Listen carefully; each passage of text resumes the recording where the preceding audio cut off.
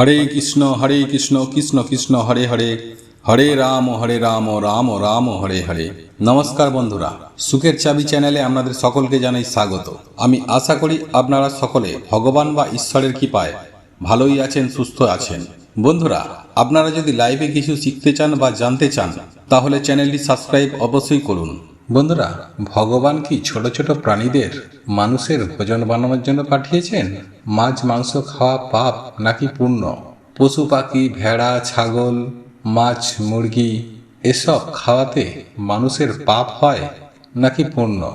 আসুন আজকের এই ভিডিওতে জানা যাক যে ছোট ছোট প্রাণীদের মাংস খাওয়া কতটা সঠিক আর কতটা ভুল।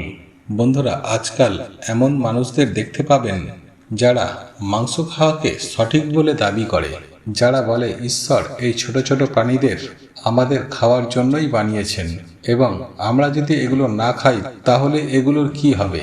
আবার এই পৃথিবীতে এমনও অনেক মানুষ রয়েছেন যারা মাংস খাওয়াকে ঘোর পাপ বলে মনে করেন।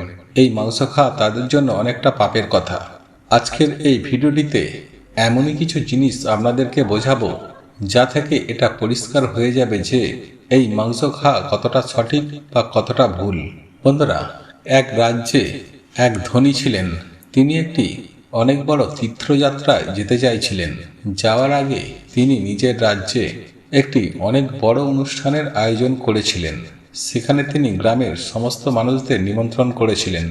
সেই গ্রামের সকল মানুষ ওনার ওখানে নিমন্ত্রণ খাওয়ার জন্য এসেছিলেন। সেই রাজা এটা মনে করত যে ঈশ্বর ভেড়া, ছাগল, মাছ, মুরগি এ সকল প্রাণীদের আমাদের খাওয়ার জন্যই বানিয়েছেন।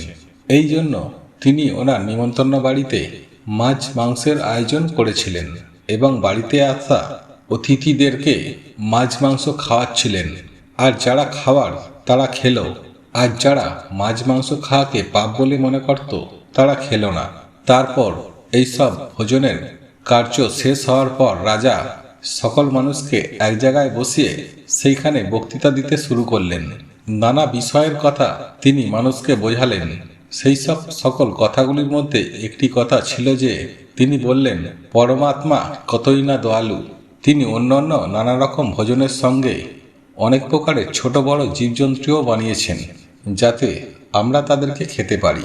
আর এই কথাটিকে বেশিরভাগ মানুষই সমর্থন জানালেন। কিন্তু সেইখানে থাকা একটি 18 বছরের ছেলে রাজার কথার জবাবে বললেন, শ্রীমান, আমাকে ক্ষমা করবেন, আপনি ভুল বললেন। ছেলেটিকে রাজার মুখের ওপর জবাব দিতে দেখে সেইখানকার সব মানুষ আশ্চর্য হয়ে গেলেন। রাজা তখন বলল, পুত্র, তুমি কি বলতে চাও সেটি খুলে বলো। তখন ওই ছেলেটি বললেন, শ্রীমান, এই যে ছোট ছোট জীবদের ভগবান বানিয়েছেন এটিকে আমরা হত্যা করে খাবো এই জন্য নয়। ভেড়া, ছাগল, মাছ, মুরগি ইত্যাদি পৃথিবীতে থাকা সকল প্রকার জীবজন্তু মানুষদের মতোই পৃথিবীতে জন্ম নেয়, আর মানুষের মতোই তাদের মৃত্যু হয়। মানুষের মতোই তারা কষ্টকে অনুভব করে।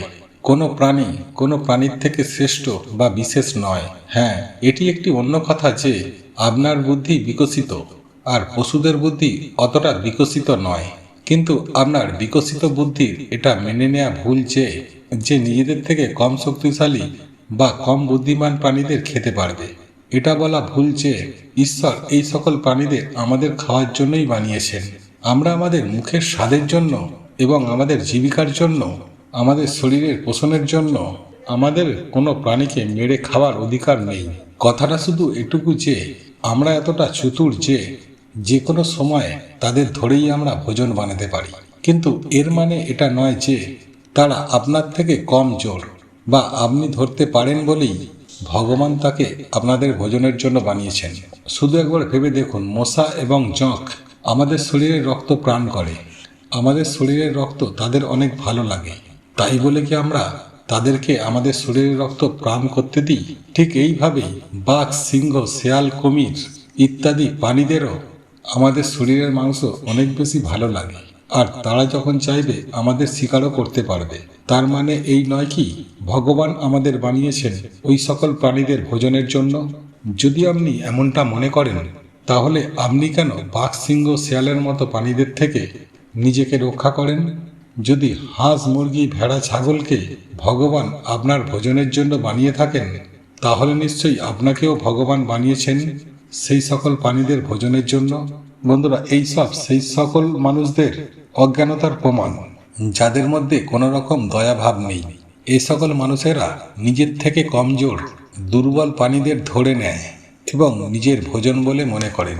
যদি আপনার থেকে শক্তিশালী প্রাণী আপনাকে ধরে ভোজন বানাতে চায়, তাহলে আপনি কেন বাধা দেন? তাহলে আপনি কেন নিজের শরীর খেতে দেন না? তাহলে তো এটা হতেই পারে ভগবান আপনাকে তাদের ভোজনের জন্য বানিয়েছেন। ওই ছেলেটির এমন কথা শুনে রাজার মুখ বন্ধ হয়ে গেল। সব মানুষ তালি বাজিয়ে ওই ছেলেটির জবাবে সমর্থন জানালো। চলুন বন্ধুরা, আপনাদেরকে আরেকটি ভগবান শ্রীকৃষ্ণের গল্প শোনাচ্ছি। সেইখান থেকে ধারণাটি আরো পরিষ্কার হয়ে যাবে। ভগবান শ্রীকৃষ্ণ একটি গাছের নিচে বসে বাঁশি বাজাচ্ছিলেন। ওই সময় একটি বিপদে পড়া হরিণ ভগবান শ্রীকৃষ্ণের কাছে আসলেন এবং ওনার পিছনে গিয়ে লুকিয়ে পড়লেন। ওই হরিণটি অনেক বেশি ভয় পেয়েছিল। ওই হরিণটির এমন অবস্থা দেখে ভগবান শ্রীকৃষ্ণ বাঁশি বাজানো বন্ধ করে দিল এবং ওই হরিণটিকে জিজ্ঞাসা করলেন, তুমি এত আতঙ্কিত কেন? তোমার এত কিসের ভয়? তুমি কার ভয়ে আমার পিছনে লুকিয়ে রয়েছ? ভগবান শ্রীকৃষ্ণ হরিণকে এই কথা বলছিল, তখন একটি শিকারী হাতে ধনুর্বাণ নিয়ে চলে আসলো এবং শ্রীকৃষ্ণকে বলল, হে বালক, এই হরিণটিকে আমাকে দিয়ে দাও। এটি আমার শিকার। আমি এটাকে শিকার করার জন্য অনেক দূর থেকে পিছন নিয়েছি। এই জন্য এর প্রতি শুধুমাত্র আমার অধিকার রয়েছে। শিকারীর প্রশ্নের উত্তর দিয়ে ভগবান শ্রীকৃষ্ণ বললেন, কোনো প্রাণীরই কোনো প্রাণীর উপর অধিকার থাকে না। প্রতিটি জীবিত প্রাণীর মধ্যে শুধুমাত্র তারই অধিকার হয়ে থাকে।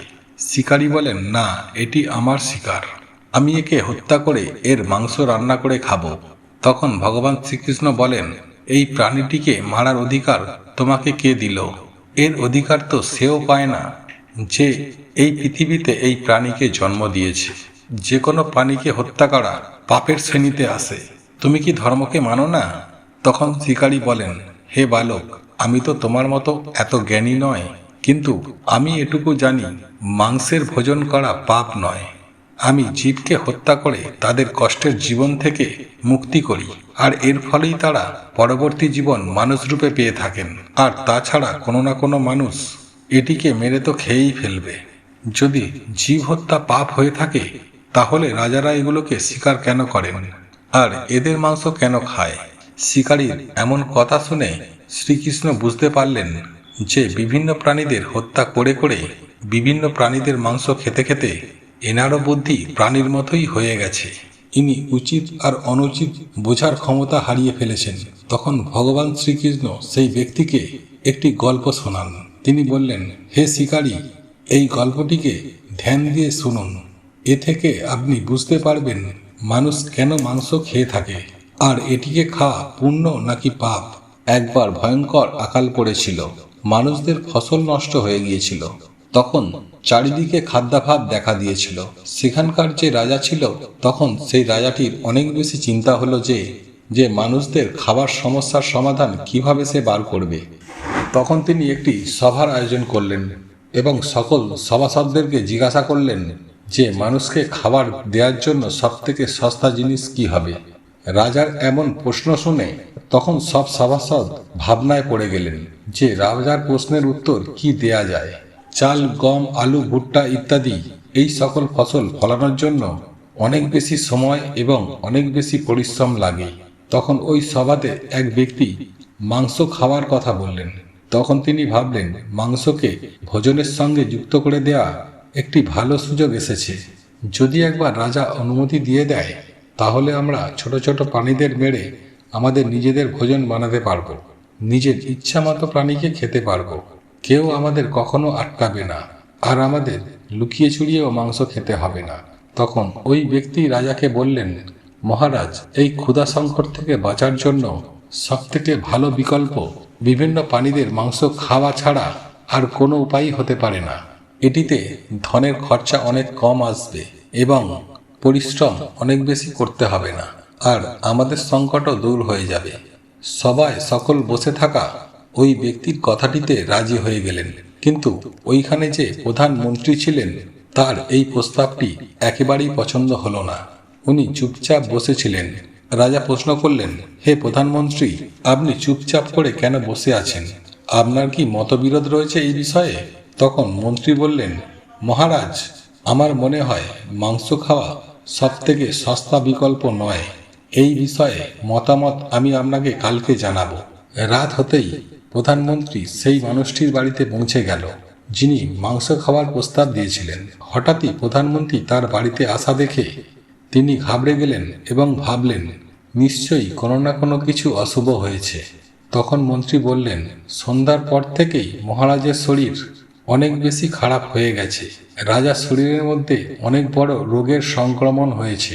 রাজবৈদ্য বলেছেন, রাজা যদি কোনো হৃষ্টপুষ্ট এবং শক্তিশালী মানুষের মাংস খেতে পারে তাহলে উনি সুস্থ হয়ে উঠবেন। আর আপনি মহারাজের অনেক বড় বিশ্বস্ত পাত্র। এই জন্য আমি আপনার কাছে এসেছি। আপনি আমাদের রাজাকে বাঁচানোর জন্য অবশ্যই অল্প একটু মাংস আপনি আপনার শরীর থেকে দিতে পারবেন। রাজা এটি মনে করেন যে আপনি এই কাজটির জন্য কখনোই মানা করবেন না। আপনি কাজটির জন্য যতটা চান ততটাই ধন নিতে পারেন, কিন্তু অল্প একটু মাংস দিয়ে দিন। আমি আমার ধারালো তরোয়াল দিয়ে আপনার শরীর থেকে একটু মাংস কেটে নিচ্ছি। মন্ত্রীর এই কথা শুনে সেই ব্যক্তি অনেকটা স্তব্ধ হয়ে গেল। তার মুখের রং ফ্যাকাশে হয়ে গেল। তিনি দৌড়ে গিয়ে তার ঘর থেকে 1,00,000 স্বর্ণমুদ্রা নিয়ে এসে মন্ত্রীকে দিয়ে বলল, আমাকে মাফ করুন, আমি আপনাকে আমার মাংস দিতে পারবো না। বদলে আপনি এই স্বর্ণমুদ্রাগুলোকে নিয়ে যান এবং কারো থেকে মাংস কিনে নিয়ে রাজাকে খাইয়ে দিন। তখন মন্ত্রী বললেন, না ভাই, রাজা বিশেষভাবে আপনারই মাংস নিয়ে যেতে বলেছেন, কেননা আপনি অনেক সুস্থ সবল এবং শক্তিশালী। অল্প একটু মাংস দেয়াতে আপনার কোনো কিছুই হবে না, বরঞ্চ রাজার প্রাণ বেঁচে যাবে। আপনি চাইলে আমি রাজাকে অনুরোধ করে আমার পদ খালি করিয়ে আপনাকে মন্ত্রীর পদ দেওয়ার জন্য আমি রাজাকে মানিয়ে নিতে পারি। দয়া করে আপনি দেরি করবেন না, অল্প একটু মাংস কেটে আমাকে দিয়ে দিন। তখন ওই মানুষটি মন্ত্রীর পায়ে পড়ে বললেন, মন্ত্রীমশাই, আমাকে মাফ করে দিন। এর বদলে আমি আপনাকে সব কিছু দিতে রাজি আছি, কিন্তু আমি আমার শরীরকে কেটে মাংস দিতে পারবো না। এই কথা বলেই তিনি ওইখান থেকে দৌড়ে পালাতে শুরু করলেন। তখন মন্ত্রী বললেন, আপনি পালিয়ে গেলেও আপনার পরিবার কিন্তু এইখানেই থাকবে। তখন ওই লোকটি মন্ত্রীকে বলল, নিজের প্রাণের থেকে মূল্যবান আর কিছুই হয় না। যদি আমিই না থাকি তাহলে পরিবারের কি করব? মন্ত্রী তখন বলল, আপনার এইখান থেকে যাওয়ার কোনো প্রয়োজন নেই, আপনাকে মাংস দিতে হবে না।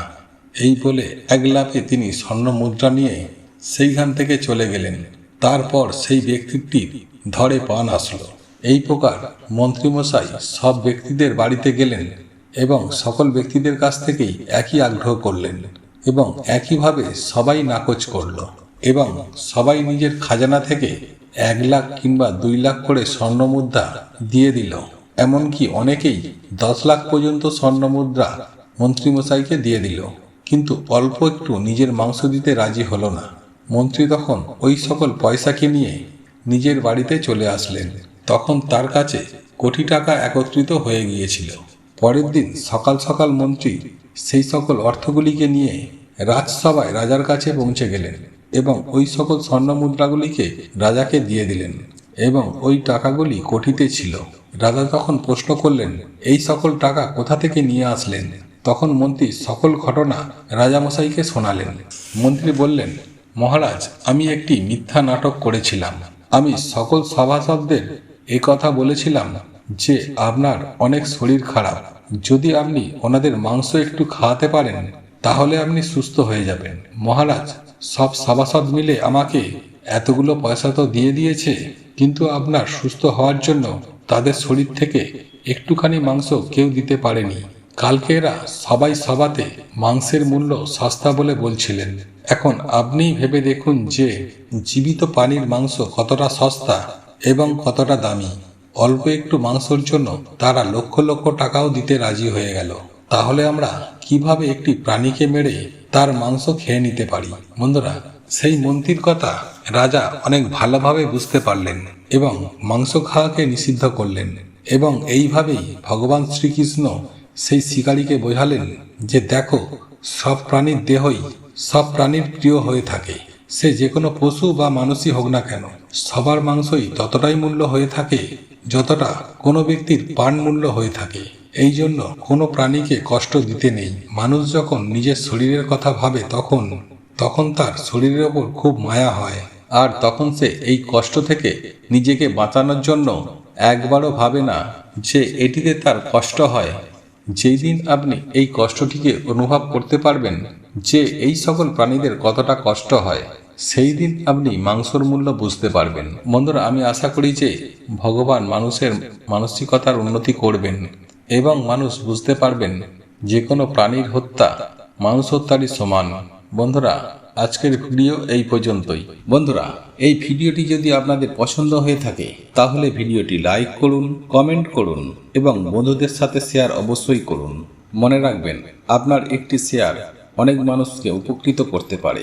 এবং আপনি যদি নতুন হয়ে থাকেন তাহলে চ্যানেলটি অতি অবশ্যই সাবস্ক্রাইব করবেন এবং পাশে থাকা নোটিফিকেশন বেল আইকনটি অন করে রাখবেন, এইরূপ নিত্য নতুন ভিডিও সবার আগে পাওয়ার জন্য। ভগবান বা ঈশ্বর আপনার মঙ্গল করুক। আপনারা ভালো থাকুন, সুস্থ থাকুন।